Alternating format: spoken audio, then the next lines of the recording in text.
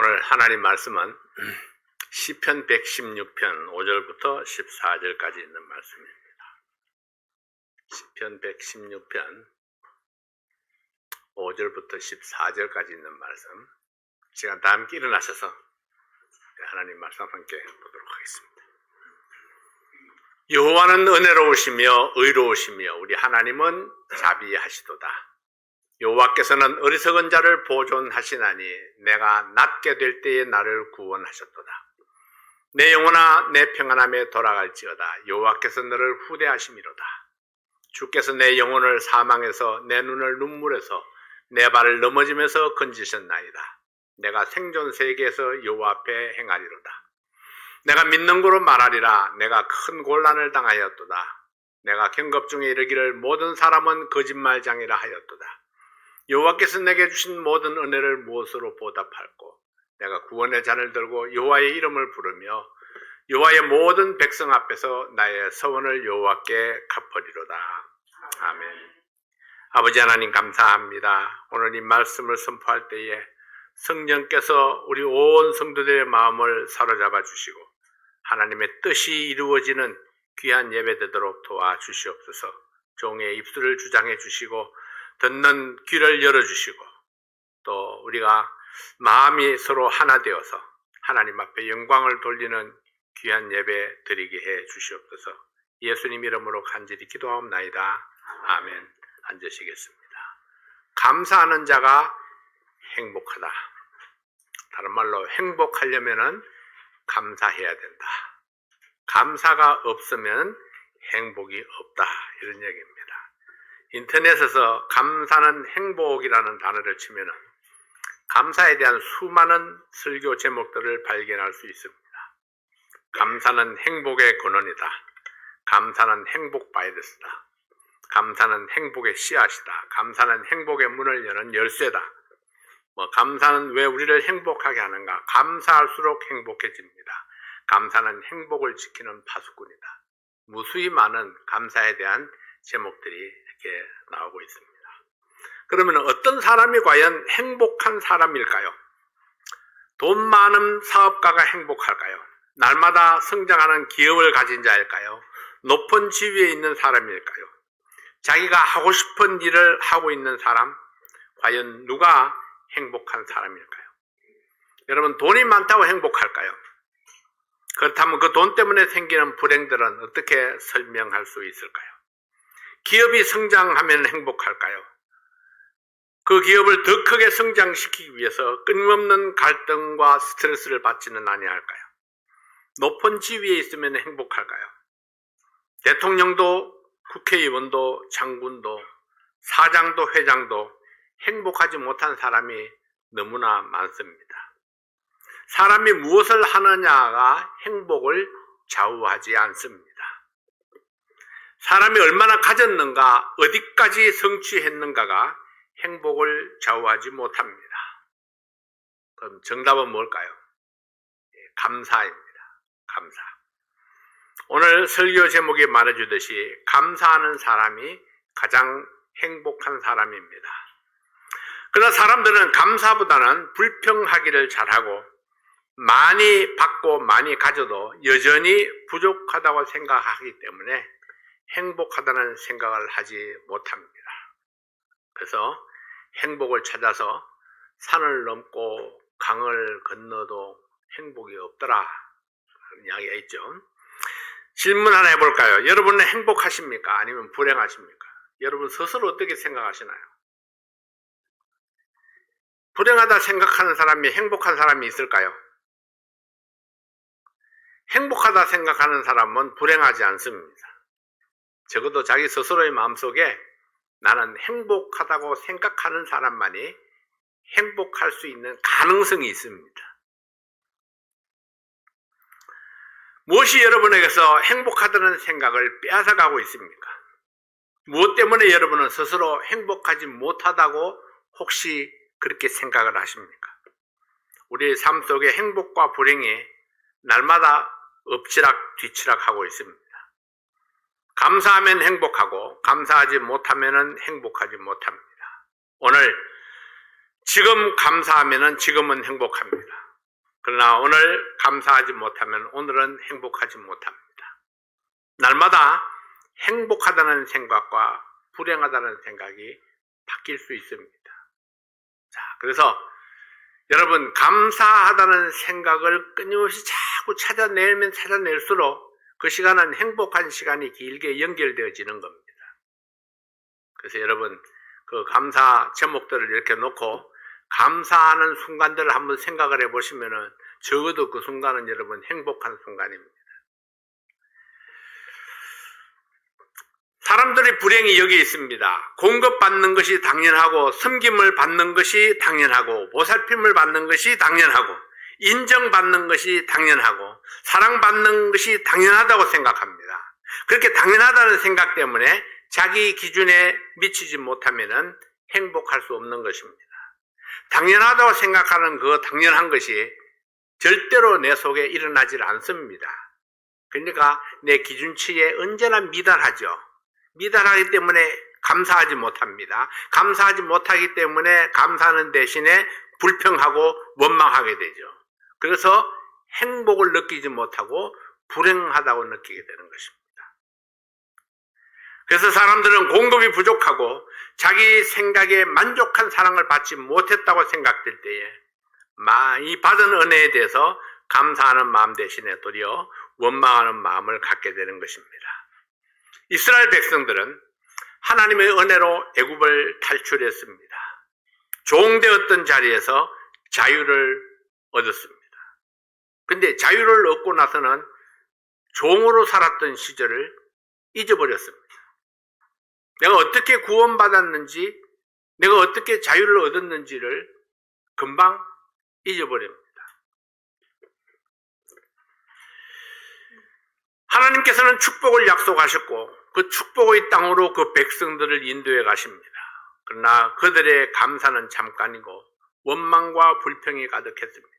왜냐하면 그들이 가는 길이 고단했기 때문입니다. 역경과 고난이 있었습니다. 그들이 가는 길에 수많은 장애물들이 있었습니다. 우리의 인생길에 장애물이 있는 것을 여러분 당연하다고 생각해 보셨습니까? 역경과 고난이 있는 것이 당연하다는 생각을 해보셨나요? 세상이 그렇습니다. 우리가 살아가는 이 세상에 역경이 있는 것이 당연합니다. 없는 것이 당연한 것이 아니고 역경이 있는 것이 당연합니다. 고달픈 인생이 당연합니다. 내가 평탄한 길이 당연하다고 생각하면은 돌멩이 하나만 발길에 차여도 불평합니다. 근데 우리가 가는 길은 자갈길입니다. 아무도 내게 융탄자를 깔아주지 않습니다. 그래서 그 당연한 자갈길을 걸어가면서 누군가가 거기에 냉수 한 잔을 얹어 놓았다면은, 누군가가 거기에 나를 위해서 사과 하나를 얹어 놓았다면은 그 사과 하나 때문에 감사할 수 있는 거고 냉수 한 잔 때문에 감사할 수 있는 것입니다. 누군가가 내가 어려울 때에 손을 잡고 좀 이렇게 이끌어 줄 수 있다면은 그 잡힌 손 때문에 내가 감사할 수 있고 그 순간은 적어도 내가 행복할 수 있다는 것입니다. 그래서 고난은 당연하지만은 그 고난 속에서 내게 다가오는 손길들, 아름다운 말들, 아름다운 마음들, 내게 베풀어지는 은혜들, 축복들, 도움들, 이런 것들이 내게 감사의 제목들이 되어줄 수 있습니다. 이스라엘 백성들의, 대부분의 이스라엘 백성들은 광야길을 걸어가면서 자기 중심적인 생각에서 벗어나지를 못했습니다. 이스라엘 백성들이 매를 맞으며 광야에서 방황했던 이유가 무엇입니까? 그들은 마땅히 해야 될 감사를 잊어버렸기 때문입니다.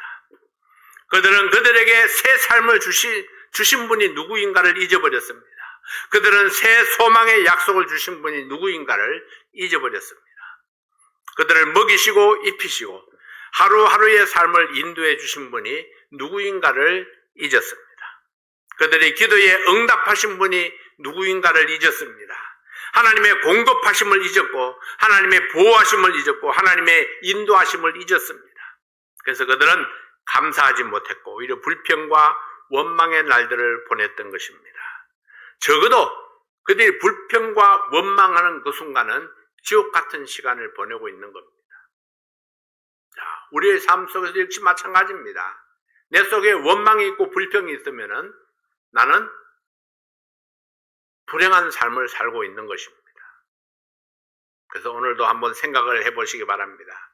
내게 불만이 무엇인가? 내게 불평이 무엇인가? 있으면 털어내버려야 됩니다. 그것이 있는 한 나는 행복한 시간을 보낼 수가 없습니다. 제가 손자들과 같이 살면서 저 아이들은 하루에도 수십 번 너무 순간적으로 바뀌는 것을 보게 됩니다. 금방 그냥 막 지옥을 만난 것처럼 그렇게 됐다가도 하나만 딱 해주면은 금방 그냥 천지를 얻은 것처럼 기뻐합니다. 근데 애들이어서 그런지요. 금방금방 바뀝니다. 금방 바뀌죠. 근데 어른들은 좀 자존심과 이 체면과 고집이 있어가지고 잘 이렇게 바뀌질 않습니다. 속은 사실은 바뀌었는데도 바깥으로 잘 드러내질 않습니다. 꾹 이렇게 눌러 참고 있죠. 그런데 드러내야 행복한 겁니다. 감사하고 좋고 만족한 것을 바깥으로 드러내야 행복한 거예요. 그래서 우리가 감사하라, 찬양하라 그렇게 하는 것은요, 그걸 좀 바깥으로 드러내라는 얘기예요. 그래야 그 순간에 내가 이것저것 다 떨쳐버리고 그냥 감사할 수 있는 거죠. 행복할 수 있습니다. 1620년에 청교도들이 신앙의 자유를 찾아서 이 미국 땅으로 이주를 해왔습니다. 그리고 그들은 하나님께서 그 축복의 나라, 하나님이 세우시는 나라, 하나님의 말씀 위에 세워지는 이 미국을 세우고자 했고 기도했습니다. 온갖 어려움 끝에 첫한 농사를 거두고 그들은 하나님의 교회에 모였습니다. 성경 말씀을 따라서 자기에게 있는 가장 귀중한 것, 가장 아름다운 것, 가장 중요한 열매를 가지고 하나님께 나와서 하나님께 은혜에 감사하면서 감사 예배를 드렸습니다. 그 시간은 그들은 행복한 시간이었습니다. 많은 어려움들이 있었지만 하나님 앞에 감사함으로 나오는 그 시간은 행복한 시간입니다. 그리고 하나님이 말씀이 지배하는 나라를 세웠습니다. 미국은 승승장구 발전의 발전을 거듭했습니다. 여러분, 그러나 배가 부르고 나라가 강대해지자 점점 하나님을 멀리하기 시작했습니다. 어느 때부터인가 공립학교에서 하나님의 말씀을 가르치는 것이 불법이 되어버렸습니다. 공립학교에서 기도하는 것이 불법화되었습니다. 청소년들이 병들기 시작했습니다. 마약이 만연하고 불법이 성행하고 복음의 열정은 식어져 갔습니다. 특히나 이번 이 코비드 시대를 지나면서 거의 대부분의 교회들이 열정을 잃어버렸습니다. 그리고 회복이 잘 되지 않습니다. 그래서 아까도 그런 이야기들 했는데요. 기계처럼 리셋 버튼이 있으면 얼마나 좋을까, 이렇게. 딱 리셋 버튼. 그러면은 사람이 구원 받았을 때의 그 첫사랑의 그 기쁨을 회복하고 좀 열정적으로 바뀔 수 있다면은. 근데 불행하게도 사람에게는 리셋 버튼이 없습니다. 성경의 가르침이 선명하지만은 그 실패의 역사를 따라갈 때에 막아서는 자가 없었습니다. 그래서 이 나라는 점점 더 비성경적으로 바뀌어져 가고 있습니다. 그래서 점점 더 이 행복이 사라져 가고 있습니다. 다시 회복할 날, 진짜 하나님께서 리셋 버튼을 누르실 날이 오게 될 겁니다. 어느 날 딱 닫아버리고 올릴 자를 딱 불러 올리시면은 세상이 바뀔 겁니다. 그러니까 그날을 기다리면서 소망으로 살 수 있기를 원합니다. 역대하 26장에 우시야 왕의 이야기가 우리에게 교훈을 주고 있습니다. 우시야가 나이 16살에 정치 기반도 없이 왕이 되었습니다. 그가 하나님 앞에 정직하게 행하였고 하나님의 말씀을 밝히 아는 스가랴의 가르침을 받아서 부국강대한 나라를 세우는 데에 쓰임받았습니다. 그러나 안타까운 것은 그가 자신의 강성함을 보고 스스로 교만해졌고 하나님께 대한 감사가 식어져 버리고 말았습니다. 자기에게 주어진 권한 밖으로 손을 뻗었습니다. 하나님께서 그에게 맡기지 아니한 것을 탐했습니다. 하나님의 제사장과 맞섰고 하나님의 말씀을 정면으로 도전했습니다. 그때 그는 문둥이가 되어버리고 말았습니다. 여러분, 그 영화롭고 강성하고 세상의 모든 것들을 다 가진 것처럼 하나님께서 베풀어 주셨는데 문둥이가 되는 순간에 그는 제로가 되어버리고 말았습니다. 아무것도 없습니다. 문둥이가 되는 순간에 그는 뒷방에 갇혀가지고 그 골방에서 평생을 여생을 그렇게 문둥이로 살다가 죽었습니다. 이거 보면은요, 하나님께서는 한 방에 보내실 수 있는 분입니다. 우리가 어떤 모습으로 어떻게 쌓아 올렸든지 하나님은 한 번에 뒤집어 볼 수 있는 분입니다. 근데 사람이 하나님을 두려워할 줄 모릅니다. 하나님의 능력이 어떤 분인가를 자주 잊어버립니다. 이스라엘 백성들 한번 생각해 보세요. 바다에 길을 만들어서 마른 땅으로 건너가게 했습니다. 아무나 할 수 있는 일입니까?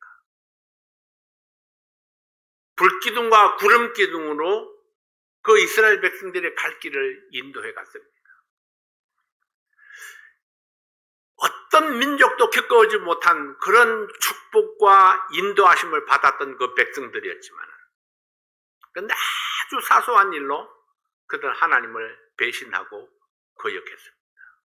그래서 그들의 삶 속에 큰 고난이 쌓이게 되는 것을 보게 됩니다. 그러나 하나님은 언제나 우리가 회개하고 돌이키면은, 감사를 회복하면은 바로 그것을 회복시켜 주시는 하나님. 성경의 역사가 우리에게 그것을 가르쳐 주고 있는 것입니다. 어제는 내가 불평 속에 잠겨 있었더라도 오늘 내가 하나님 앞에 감사하고 찬양하면은 오늘 하나님께서 모든 것들을 다 엎어버리시고 다시 새롭게 우리를 축복의 길로 인도해 가시는 하나님이신 것입니다. 이제 우리는 마땅히 해야 될 감사를 회복하고 하나님의 사역을 신실하게 감당해가는 주의 백성이 되어야 될 줄 믿습니다. 그렇다면 오늘 우리는 무엇을 감사해야 될까요? 첫째는 구원의 주님을 감사합니다. 우리에게 가장 중요한 것이 있다면 그것은 생명입니다. 아무리 귀중한 것들이 있어도 생명이 끊어진다면 아무 소용이 없습니다. 내가 80년, 90년 인생을 잘 살았다 할지라도 나의 영혼을 지옥에서 고통 속에 보낸다면 나의 삶은 헛된 것이었다고 말할 수밖에 없습니다. 누가복음 16장에 한 부자가 소개되어지고 있습니다. 그냥 부족함이 없었고 날마다 잔치를 베풀면서 즐기며 살았습니다. 그러나 이 부자도 때가 되니까 죽었습니다. 죽어서 지옥에 떨어지게 됩니다. 이 부자의 한탄이 무엇입니까?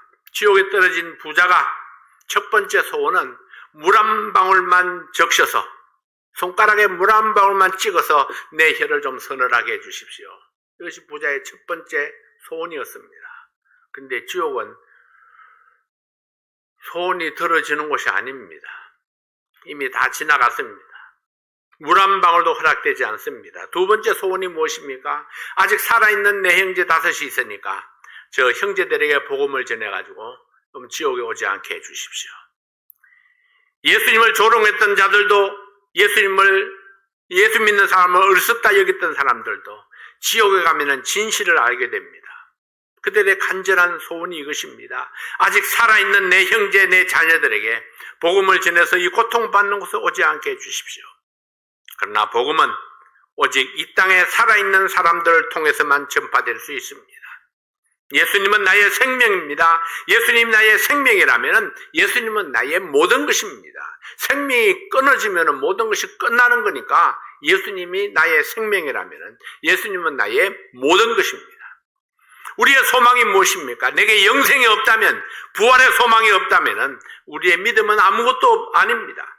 내게 소망을 주시고 영생을 주시고 함께 일으키실 주님이 계시기 때문에 그래서 내 인생이 행복한 것입니다. 하박국 선지자의 고백이 나의 고백이 될 수 있기를 바랍니다.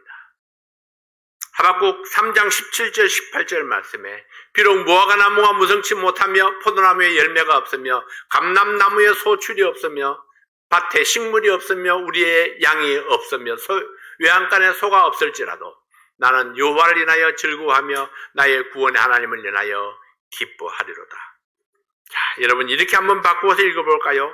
비록 내 사업이 번성하지 못하며 내 수입이 줄어들고 쌀통에 쌀이 떨어지고 지갑에 돈이 마르고 건강치 못하고 자동차에 문제가 생기고 아무것도 형통한 것이 없는 듯 보여도 그래도 나를 구원하신 주님 때문에 나의 구주 되신 그분 때문에 내가 기뻐하고 감사하리라.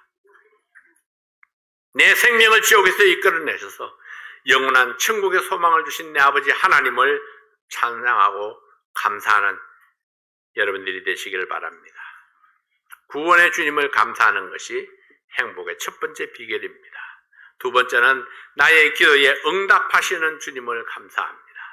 시편 116편 1절부터 4절까지 있는 말씀에 여호와께서 내 음성과 내 간구를 들으심으로 내가 저를 사랑하는도다.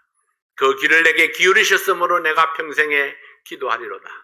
사망의 줄이 나를 두르고 음부의 고통이 내게 미치므로 내가 환난과 슬픔을 만났을 때에 내가 여호와의 이름으로 기도하기를 여호와여 주께 구하오니 내 영혼을 건지소서 하였도다. 네, 시편 기자의 진솔한 마음이 잘 나타나 있습니다. 여호와께서 내 음성과 내 간구를 들으심으로 내가 저를 사랑하는도다. 그 귀를 내게 기울이셨으므로 내가 평생에 기도하리로다. 여러분 내 간구를 들어주시기 때문에 주님을 사랑한다고 고백하고 있습니다. 내 소원이 이루어졌기 때문이 아닙니다. 주님께서 내 기도에 귀를 기울이시고 내 기도를 들어주시기 때문에 감사하다는 이야기예요. 때때로 어떤 기도는 여러분 하나님께서 예스로 응답을 안 하실 때도 있습니다. 그럼에도 불구하고 내 기도를 들어주시는 주님이 계시기 때문에 내가 주님 앞에 감사하는 겁니다. 내 기도에 귀를 기울이시고 들으시기 때문에 내가 평생에 계속적으로 기도하겠다고 결단하는 것입니다. 기도해보지 아니한 사람은 기도 응답이 무엇인지 이해할 수 없습니다. 기도 응답을 받아보지 못한 사람은 기도를 신뢰하지 못합니다. 그러나 사소한 것이라도 기도하고 응답을 받은 경험이 있는 사람은 더욱더 주님께 대한 신뢰가 있습니다. 그리고 응답해 주시는 그분에 대한 감사가 있습니다. 자, 여러분 어떤 문제이든 주님 앞에 내어놓고 기도해 보신 경험이 있습니까? 그리고 어떤 응답을 받으셨습니까? 때때로 노란 응답을 주실 때도 있습니다. 그럼에도 감사한 것은 하나님이 내 기도를 들으셨기 때문입니다. 기도를 응답해 주신 주님께 어떻게 감사를 드리나요? 응답되어서 해결된 결과만 기뻐하고 그 기도를 응답해 주신 주님께 대해서는 까맣게 잊어버리고 있지는 아니합니까?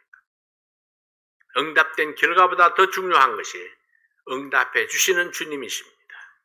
우리의 감사의 주체는 응답된 기도 제목이 아닙니다. 그 기도를 응답해 주시는 주님, 그 기도를 들어주시는 주님이심을 여러분 잊지 마시길 바랍니다. 세 번째로 나의 삶을 인도하시는 주님을 감사합니다. 시편 116편 5절부터 8절까지 있는 말씀을 다시 한번 봅니다. 여호와는 은혜로우시며 의로우시며 우리 하나님은 자비하시도다. 여호와께서 어리석은 자를 보존하시나니 내가 낫게 될 때에 나를 구원하셨도다. 내 영혼아 내 평안함에 돌아갈지어다. 여호와께서 너를 후대하심이로다. 주께서 내 영혼을 사망해서 내 눈을 눈물에서 내 발을 넘어지면서 건지셨나이다. 2022년이 한 달 남짓 남았습니다. 지나온 날들 속에 내가 오늘도 건강할 수 있는 것이 당연한 것인가요? 내가 오늘도 무사할 수 있는 것이 과연 내가 잘 지켰기 때문일까요? 내 가족들이 오늘도 병원에 가지 아니하고 건강한 몸과 마음으로 예배드릴 수 있는 것이 내가 가족 관리를 잘했기 때문일까요? 내 사업이 지금까지 지탱해오고 발전해온 것이 내가 경영을 잘했기 때문일까요? 물론 열심히 일했을 것입니다. 연구도 하고 지혜도 짜내고 어려움도 이겨냈을 것입니다. 그러나 그것이 여러분이 잘했기 때문에 되어진 결과일까요? 시편 기자는 이렇게 고백을 합니다.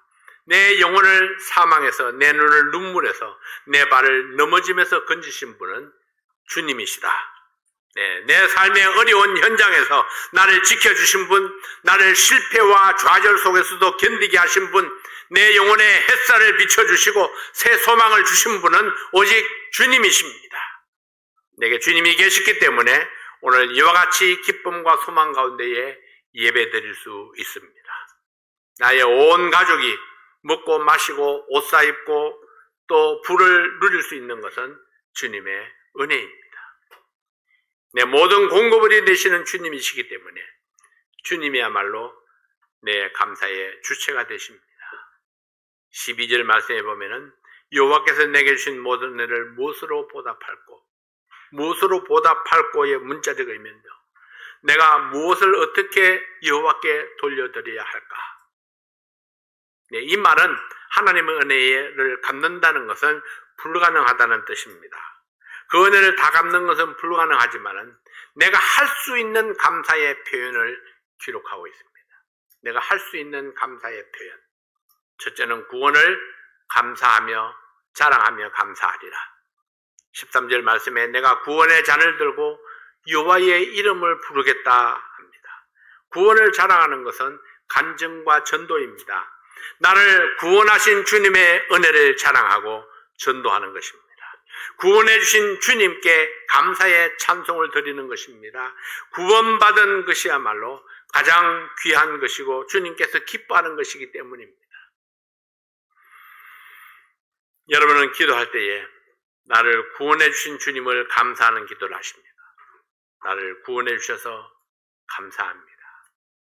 내게 천국을 주셔서 감사합니다. 나에게 새 생명을 주셔서 감사합니다. 우리의 첫 번째 기도가 구원에 대한 감사의 기도가 되어야 할 것입니다. 두 번째는 나의 서원을 갚으며 감사하리라 했습니다. 시편 116편 14절 말씀에 여호와의 모든 백성 앞에서 나의 서원을 여호와께 갚으리로다. 감사할 때마다 감격이 있을 때마다 하나님께 드린 약속들이 있습니다. 결심들이 있었습니다. 그때만 지나면 다 잊어버리지 않습니다. 하나님 앞에서 약속한 것들, 그 마음에 결심한 것들을 지키는 것이 감사의 비결입니다. 그래서 실천하는 믿음이 중요하죠. 하나님 앞에 결심했던 것들을 우리의 삶 속에 내가 믿음으로 나타내는 것이 중요합니다. 감사는 바로 그런 거죠. 감사는 감사하다고 말하고 표현하는 것입니다. 세 번째로 감사제를 드림으로 기뻐하리라 했습니다. 116편 17절 19절 말씀에 내가 주께 감사제를 드리고 여호와의 이름을 부르리이다. 내가 여호와의 모든 백성 앞에서 나의 서원을 여호와께 갚을지라. 예루살렘아 내 가운데서 여호와의 전정에서 내가 갚으리로다. 할렐루야. 하나님께서 하나님의 백성들에게 명령하신 3대 절기가 있습니다. 유월절과 맥추절과 초막절입니다. 이 설기의 공통점은 감사입니다. 첫째는 구원을 감사하는 유월절이고 둘째는 그들의 주식이면서 첫 수확에 밀을 거두어서 드린 맥추절이고 셋째는 가을 추수를 마치고 한 해를 마무리하면서 드린 초막절 곧 수장절입니다. 이 모두가 하나님의 인도하심과 보호하심과 구원하심을 감사하는 제사이고 또한 인간의 생사화복과 우주 만물을 주관하시는 분이 하나님이심을 인정하는 감사제입니다. 하나님께서 나와 가족들과 교회와 비즈니스에 베풀으신 은혜를 생각하면서 감사의 제목들을 열거하고 기도하는 여러분들이 되시기를 바랍니다. 하나님의 축복을 회복하는 방법은 하나님에 대한 감사를 회복하는 것입니다.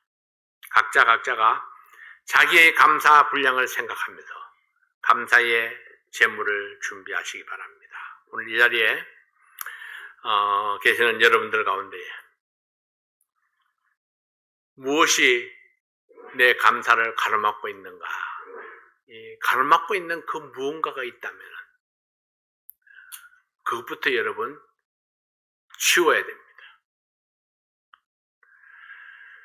이번 한 주간 동안은 여러분 감사 제목을 생각하는 한 주간이 될 수 있기를 바랍니다. 한 주간 지나면서 하나님께서 내게 베푸시는 은혜가 무엇인가, 그리고 그 은혜를 또 감사하고 기도하고, 또 내일도 내게 베푸시는 은혜가 무엇인가 생각하고 하나님 앞에 감사하고 기도하고, 한 주간 동안 우리는 감사로 우리의 마음을 온전히 적시는, 감사에 충만한 그런 한 주간이 될 수 있기를 바랍니다. 감사가 있으면 여러분은 행복할 수 있습니다. 기도하겠습니다. 아버지 하나님 감사합니다. 감사를 잃어버렸을 때에, 감사를 잊어버렸을 때에 행복하다가도 불행했고 그들은 하나님의 사랑 속에 거하지를 못했습니다. 그러나 어떤 어려움 가운데서도 하나님 앞에 감사를 회복했을 때에 하나님께서 그 모든 장애물들을 제거하시고 형통한 길을 열어주셨습니다. 아버지 하나님, 감사가 비결임을 압니다. 모든 부정적인 요소들을 다 내려놓고 오직 하나님께서 내게 베풀으신 은혜에 감사하는 이번 주간이 될 수 있도록 도와주시옵소서. 감사를 회복함으로 우리 마음속에 주님 때문에 행복한 그런 우리 모든 성도들 되게 하여 주시옵소서. 예수님 이름으로 간절히 기도하옵나이다. 아멘.